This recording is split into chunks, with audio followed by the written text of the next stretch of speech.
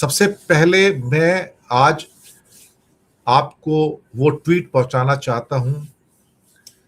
मैं हैरान हूं कि एक देश का प्रेसिडेंट इस किस्म की लैंग्वेज, टपोरी लैंग्वेज का इस्तेमाल कर सकता है। मैं शॉक में भी हूं, मैं हैरान में भी हूं कि क्या ऐसा हो सकता है। ये पूरा का पूरा लिखा हुआ है इसके अंदर, डोनाल्ड जे ट्रंप। ये आज का ही ट्वीट है। Tuesday will be power plant day and the bridge day, all wrapped up in one in Iran. There will be nothing like it. Open the F word है इसके अंदर, मैं इसको pronounce नहीं कर सकता हूं। F वर्ड है, F स्ट्रेट, यानी कि हॉर्मोन स्ट्रेट के बारे में लिखा है। You crazy, B word, BA dash dash dash DS, आप समझ सकते हो। ये भी एक 4 लेटर टाइप के वर्ड के बराबर है, थोड़ा लंबा है। और you will be living in hell, just watch, please be to Allah, President Donald J Trump. इतने बदतमीजी वाले ट्वीट के अंदर आपको किसने हक दिया कि आप इसमें अल्लाह का भी नाम लिखो? अल्लाह ने कब किसी को भाई, या ईश्वर ने, या जीसस ने, या गुरु नानक जी ने कब किसी को इस किस्म की गाली देने की परमिशन दी है कि आप अपने ट्वीट के अंदर गॉड का नाम लिखोगे और साथ में F वर्ड लिखोगे और B वर्ड लिखोगे उसके अंदर आप, और फिर कहते हैं प्रेज बी टू अल्लाह? आपको किसने हक दिया कि इतने गंदे, इतने विभत्स, इतने डटी अपने सो कॉल्ड ट्वीट के अंदर आप उनका गॉड का नाम लिखोगे?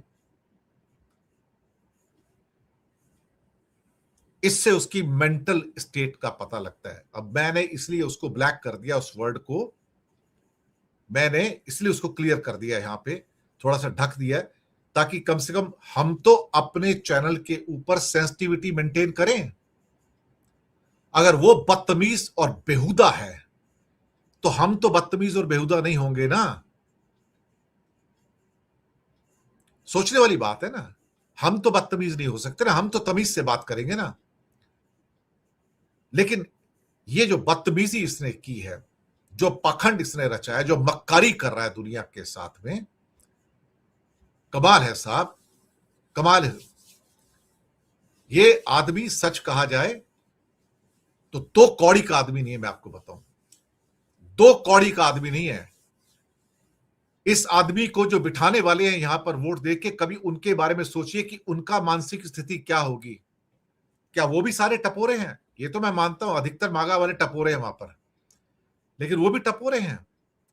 ये तरीका लिखने का क्या, इस ढंग से ट्वीट किया जाता है क्या? और ये पूरी दुनिया में चर्चा का विषय है।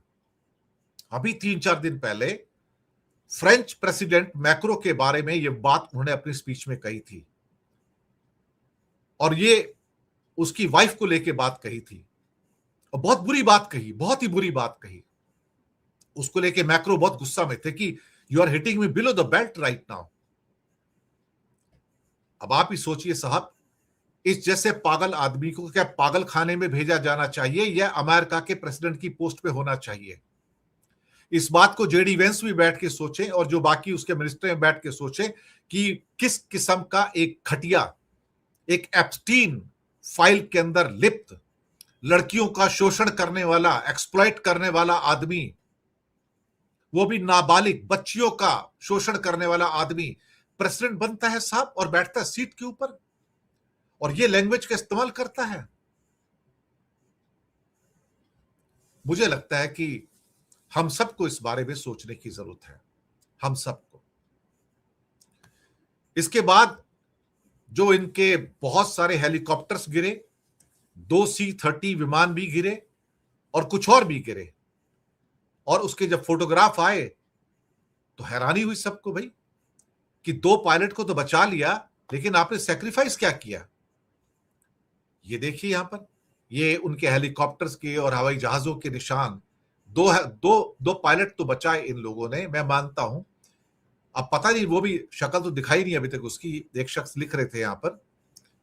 लेकिन साहब अल्टीमेटली आपने गवाया क्या? कम से कम 5,000 करोड़ के अपने विमान और हेलीकॉप्टर गवा दिए। 5,000 करोड़ के साहब, 5,000 करोड़ के। अब यहां पर सवाल उठ रहे हैं, बहुत जरूरी हैं और उठने भी चाहिए। अच्छा, इसमें कहा क्या जा रहा है कि वो जिस बेस पे आए थे वो हवाई जहाज वहां से खराब हो गए, जाम हो गए, उड़ नहीं पाए, तो हमने उसको उड़ा दिया। ऐसे कोई करता है क्या? कोई अपना हवाई जहाज उड़ा देता है?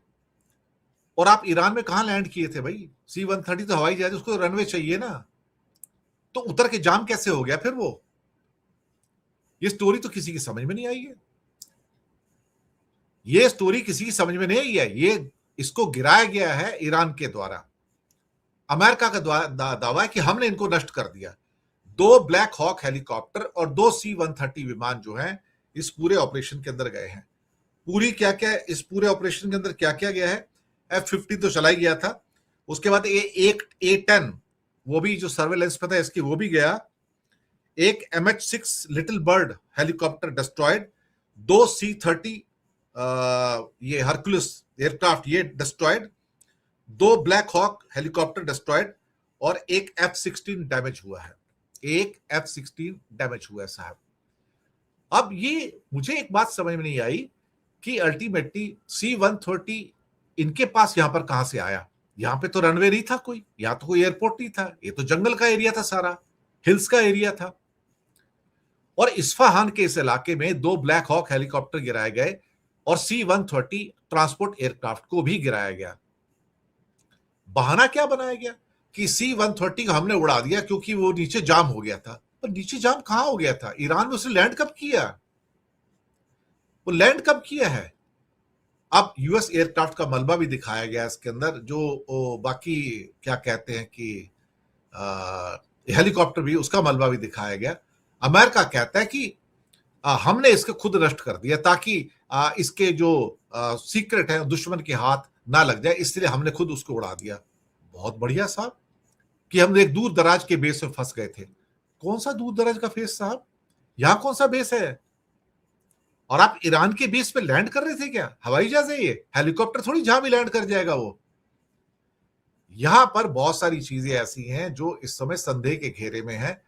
लेकिन 2 पायलट को खोज लेने की इतनी बड़ी कॉस्ट साहब, मलबे के ढेर लगे पड़े हवाई जहाजों के और हेलीकॉप्टर्स की, आप समझ सकते हो? आप सोचिए जरा। खैर साहब, ये पूरी की पूरी जो जंग है ना अमेरिका की ओर से, ये धुंध में घिरी हुई है, धुंध में, ये धुंध के पीछे है जहां पर किसी को नहीं पता क्या हो रहा है। और तो और हालात ऐसे हो गए कि आज प्लैनेट लैब्स जो सैटेलाइट से पिक्चर लेता है उसको बैन कर दिया। आज अमेरिका ने बैन कर दिया कि अब तुम जो है ये वॉर टाइम की पिक्चर्स नहीं दिखा सकते, तुम्हें हक नहीं है, क्योंकि सैटेलाइट से सारी पिक्चरें आती हैं प्लैनेट लैब की। अब सब उसके ऊपर लगा दिया कि तुम गल्फ के अंदर कहीं की भी, यार इंक्लूडिंग इजराइल की भी, तुम कोई पिक्चर नहीं ले सकते, और इसके साथ ही ये पिक्चर तुम रिलीज नहीं कर सकते, करोगे तो तुम्हें वॉर क्राइम में पकड़ लिया जाएगा। लीजिए साहब, अब गुंडागर्दी यहां तक उतर आई है। ये डेमोक्रेटिक कंट्री है, ये डेमोक्रेटिक कंट्री है साहब, क्या करोगे आप? और साथ में अभी कुछ नई मिसाइलें JASSM, और कहते हैं कि मैं अब आपको स्टोन एज में पहुंचा दूंगा, मंगलवार तक आपके सारे ब्रिज उड़ा दूंगा, आपके सारे पावर प्लांट उड़ा दूंगा, आपके सारे वाटर प्लांट्स उड़ा दूंगा, सब कुछ उड़ाकर खाक कर दूंगा। कभी कभी कोई आदमी ना पागल हो जाता है तो दरवाजे से जाके अपने सिर तोड़ लेता है, या फिर हो सकता है दीवारों से अपना सिर तोड़ लेता है। ये एक फ्रस्ट्रेटेड, डीपली फ्रस्ट्रेटेड आदमी की निशानी है कि उसका दिमाग उसके कंट्रोल में नहीं है, वो झल्लाया हुआ है, वो पागल हो चुका है। हो सकता है अपने कमरे के अंदर वो कोई दीवारों से टकरे भी मार रहा हो, अपने बाल नोच रहा हो सकता है ये ऐसी परिस्थिति है उसकी फ्रस्ट्रेशन की। और ये जो उसका ट्वीट है ये उस फ्रस्ट्रेशन का एक किस्म से प्रतिबिंब है। ये उस फ्रस्ट्रेशन को दिखा रहा है कि देखो ये आदमी अब पागल हो चुका है, इसको मुझे लगता है किसी पागल खाने में भर्ती करके ना बिजली के करंट देने चाहिए इसको। इसे पागल खाने में भर्ती करके बिजली के करंट देने चाहिए। इसे करंट की बहुत जरूरत है इस समय।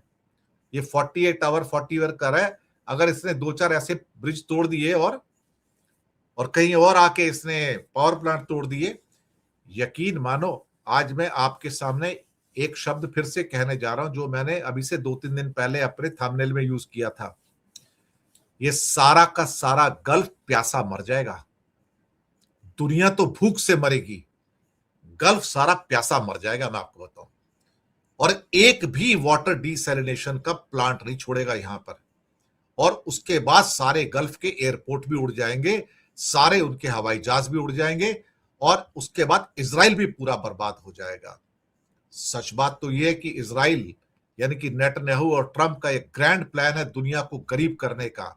मोसाद का और सीआईए का प्लान है दुनिया को गरीब करने का, ताकि वेस्टर्न हेजिमोनी, वेस्ट का प्रभुत्व, मोनोपोली चलती रहे। पर यह होने वाला नहीं है, क्योंकि अभी सामने चाइना और रशिया दो और पावर के रूप में खड़े हैं, और उनकी सपोर्ट है इस समय ईरान को। कहीं ना कहीं इस बात का रियलाइजेशन हो जाना चाहिए कि भाई अभी भी रुक जा, इस पागलपन के अंदर अपने सिर को मत तोड़। यहां से चीजें तेरे लिए ही मुश्किल हो जाएंगी, बाकियों के लिए नहीं। पर क्या कहते हैं ना कि जब तक पागलों को इलेक्ट्रिक करंट ना दिए जाए, बिजली का करंट ना दिया जाए, तब तक कुछ नहीं हो सकता। या फिर यह हो सकता है कि अमेरिका में ही कोई आएगा भाई साहब और इसे गोली मार देगा। मैं आपको बताऊं, कोई बंदा आएगा सरफिरा निकल के दूसरा, and he will shoot this person, या फिर इस आदमी को व्हाइट हाउस से निकाल के लोग घसीट के मार डालेंगे। ऐसे पागल आदमी का ज्यादा टाइम तक ऐसे ओपनली घूमना या अमेरिका के प्रेसिडेंट के रूप में घूमना सारी दुनिया के लिए खतरनाक है। हो सकता है हमारे टेलीविजन चैनल इस बात को ना कह पाए, लेकिन मैं ओपनली कहूंगा कि यह आदमी दुनिया के लिए खतरनाक हो चुका है। जब कोई आदमी, जैसे जंगल में कभी कहते हैं ना कि शेर आदमखोर हो गया है, ये शेर तो नहीं, वैसे गीदड़ है ये, कि जब कोई गीदड़ आदमखोर हो जाए ना, तो फिर उसे गोली मार देनी जानी चाहिए। हम ये रिकमेंड तो नहीं करेंगे गोली मार दो, लेकिन ये बच पाएगा इस विभीषिका से, मुझे डाउट है। मुझे डाउट है कोई ना कोई इस आदमी को उड़ा देगा, क्योंकि इसकी हरकतें वही हैं। अमेरिका के प्रेसिडेंट में रह के आप दुनिया को बर्बाद नहीं कर सकते। आप अपने ट्वीट्स पे दुनिया को गालियां नहीं दे सकते, आपको कोई हक नहीं है। वरना अमेरिका की ग्रेट जनता, जनता के खिलाफ हम नहीं है, जनता सबकी अच्छी है, जनता को सबका सलाम है, चाहे जनता इस देश की हो उस देश की हो, जनता का कोई दोष नहीं है। लेकिन जनता ने गलती कर दी वहां पे कि इस जैसे एक नरभक्षी को, एक पागल आदमी को प्रेसिडेंट बना दिया। यह है तो अमेरिका को 250 सालों से कितने प्रेसिडेंट ने ग्रेट बनाया, लोगों ने ग्रेट बनाया, मेल्टिंग पॉट ऑफ कल्चर हुआ।